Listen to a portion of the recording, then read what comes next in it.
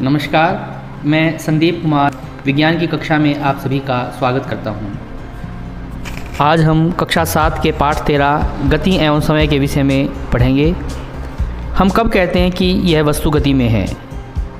जब समय के साथ वस्तु की स्थिति में परिवर्तन होता है तो हम कहते हैं कि यह वस्तु गति में है। उदाहरण के लिए सड़क पर चलती गाड़ियाँ, मार्च पास्ट करते सैनिक, बिजली के पंखे की पंखुड़ियाँ, पृथ्वी का सूर्य के चारों ओर परिभ्रमण, झूले की गति, सितार की डोरियों की गति। यदि आप उपरोक्त उदाहरणों का ध्यानपूर्वक विश्लेषण करेंगे तो आप इस निष्कर्ष पर पहुंचेंगे कि सभी गतियां एक जैसी नहीं होती। कुछ स्थितियों में गतिशील वस्तु अपना स्थान बदल लेती है, कुछ स्थितियों में गतिशील वस्तु गोल पथ पर घूमती है और कुछ स्थितियों में गतिशील वस्तु अपनी गति की पुनरावृत्ति करती प्रतीत होती है। इस आधार पर हम कह सकते हैं कि गति 3 प्रकार की होती है। 1 सरल रेखा के अनुदिश गति, 2 वर्तुल गति, 3 आवर्ती गति। सड़क पर चलती बैलगाड़ी, मार्च पास्ट करते सैनिक सरल रेखा के अनुदिश गति के उदाहरण हैं। बिजली के पंखे की पंखुड़ियाँ घड़ी की सुइयों की गति वर्तुल गति के उदाहरण हैं। झूले की गति, सितार की डोरी की गति आवर्ती गति के उदाहरण हैं। बच्चों, आपने अपने मित्रों के साथ दौड़ तो अवश्य की होगी। इस दौड़ में जो जीतता है उसकी गति तीव्र है, जबकि जो हारता है उसकी गति मंद है। गति को मापने के लिए हम चाल शब्द का उपयोग करते हैं। आपने भी मोटरसाइकिल, स्कूटी या कार में चाल मापने के लिए स्पीडोमीटर को अवश्य देखा होगा। हम भी किसी वस्तु की चाल का मापन कर सकते हैं। इसके लिए हमें वस्तु द्वारा तय की गई दूरी और लिए गए समय का ज्ञात होना जरूरी है।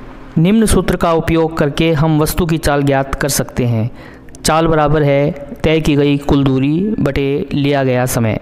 सही शब्दों में ऊपर ज्ञात की गई राशि औसत चाल कहलाती है, लेकिन साधारणतया इसे चाल ही कहा जाता है। मान लीजिए 2 शहरों के बीच की दूरी 120 किलोमीटर है।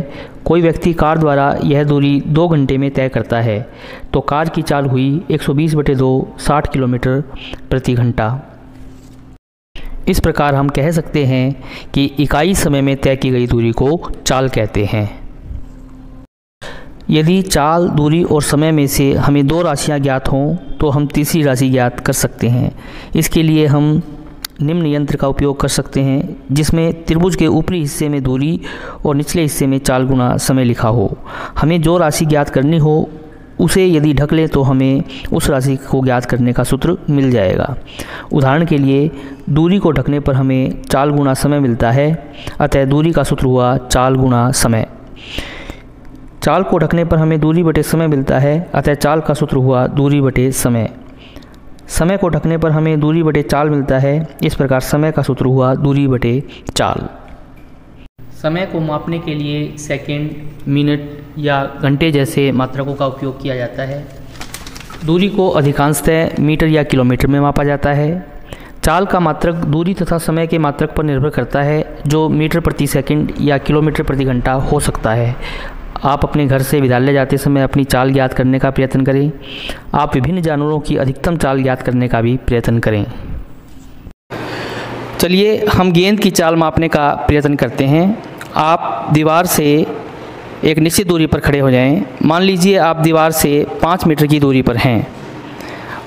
इस बिंदु से आप गेंद को लुढ़काएंगे और जब तक गेंद दीवार को टकराएगी वह समय नोट करेंगे। समय नोट करने के लिए आप मोबाइल में उपस्थित स्टॉप वॉच का उपयोग कर सकते हैं। देखिए, ये गेंद और समय 4 सेकंड लगभग हुआ है। इस प्रकार इस गेंद की स्पीड हुई 5/4 मीटर प्रति सेकंड। आप बार बार यह प्रयोग करके और नोट कर सकते हैं कि गेंद की स्पीड क्या है।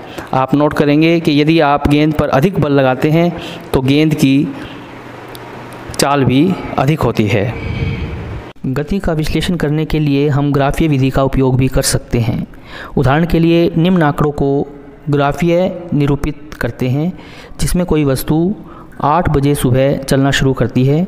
8:30 बजे वह 20 किलोमीटर, 9 बजे 40 किलोमीटर, 9:30 बजे सुबह 60 किलोमीटर और 10 बजे 80 किलोमीटर की दूरी तय करती है। इसके लिए हम समय को एक्स अक्ष और दूरी को वाई अक्ष पर निरूपित करते हैं। बिंदु निरूपित करने के बाद जब हम इन्हें मिलाते हैं तो हमें एक सरल रेखा प्राप्त होती है। दूरी समय ग्राफ में सरल रेखा प्राप्त होने का अर्थ है कि वस्तु एक समान चाल से गति कर रही है। विचार कीजिए कि इस प्रकार की गति किस जगह संभव हो सकती है। क्या भीड़ भाड़ वाले स्थानों पर इस प्रकार की गति संभव है? भीड़ भाड़ वाले स्थानों पर समान समय में असमान दूरी तय होती है और ऐसे स्थानों पर जो गति होती है उससे सरल रेखा प्राप्त नहीं हो सकती। दूरी समय ग्राफ के विश्लेषण से हमें किसी भी समय पर वस्तु द्वारा तय दूरी ज्ञात हो सकती है। उदाहरण के लिए यदि हमें 8:45 पर वस्तु द्वारा तय दूरी ज्ञात करनी है तो एक्स अक्ष पर 8:45 का बिंदु चुनेंगे।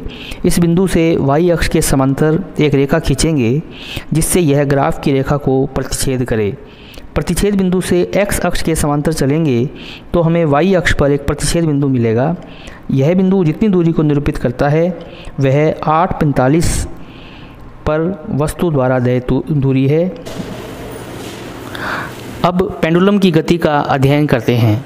सबसे पहले हम जानते हैं कि पेंडुलम होता क्या है। पेंडुलम में एक डोरी होती है जिसका एक सिरा एक छोटे गोले से बंधा होता है जिसे गोलक कहते हैं। डोरी का दूसरा सिरा एक दृढ़ आधार से बंधा होता है। विराम अवस्था में पेंडुलम जिस स्थिति में होता है उसे इसकी माध्य स्थिति कहते हैं। जैसे यह इसकी माध्य स्थिति है। यह ध्यान रखते हुए कि डोरी में तनाव बना रहे गोले को एक तरफ जाकर छोड़ देते हैं। यह इधर उधर गति करना आरंभ कर देता है। इसे आवर्ती या दोलन गति कहते हैं। माध्य स्थिति से किसी भी तरफ जहाँ से गोलक आगे नहीं जा पाता उसे गोलक की चरम स्थिति कहा जाता है। जैसे यह गोलक की चरम स्थिति है। यदि आप पेंडुलम की गति को ध्यान से देखें तो यह एक चरम स्थिति से दूसरी चरम स्थिति पर पहुंचता है, फिर वहां से वापस पिछली चरम स्थिति पर पहुंचता है। इसे पेंडुलम का एक दोलन कहते हैं। पेंडुलम का दोलन पूरा करने में जितना समय लगता है उसे पेंडुलम का आवर्तकाल कहते हैं। व्यावहारिक रूप से एक दोलन पूरा करने में लिए गए समय को मापने में कठिनाई आती है, इसलिए हम 20 दोलन पूरा करने में लिए गए समय को मापते हैं और लिए गए समय को 20 से भाग कर देते हैं। जैसे ये मैंने इसको चरम स्थिति तक हम ले गए और यहाँ से हम छोड़ करके 20 दोलन पूरा करेंगे और इसके द्वारा लिए गए समय को भी नोट करेंगे। 1 2 3 4 5 6 7 8 9 10 11 12 13 14 15 16 17 18 19 20 स्टॉप। तो 20 दोलन को पूरा करने में इसे लगभग 25 सेकंड का समय लगा है और अब हम 25 को 20 से भाग करके इसका आवर्तकाल ज्ञात कर सकते हैं। यदि हम आरंभिक विस्थापन में परिवर्तन करके यह प्रयोग दोहराएं तो हम इस निष्कर्ष पर पहुंचते हैं कि पेंडुलम का आवर्तकाल हर बार लगभग समान ही रहता है। अलग अलग पेंडुलम से यह प्रयोग दोहराने पर हम इस नतीजे पर पहुंचते हैं कि आवर्तकाल पेंडुलम की लंबाई पर निर्भर करता है। पेंडुलम की लंबाई जितनी अधिक होती है उसका आवर्तकाल भी उतना ही अधिक होता है। आप यह प्रयोग घर पर करने का प्रयत्न करें।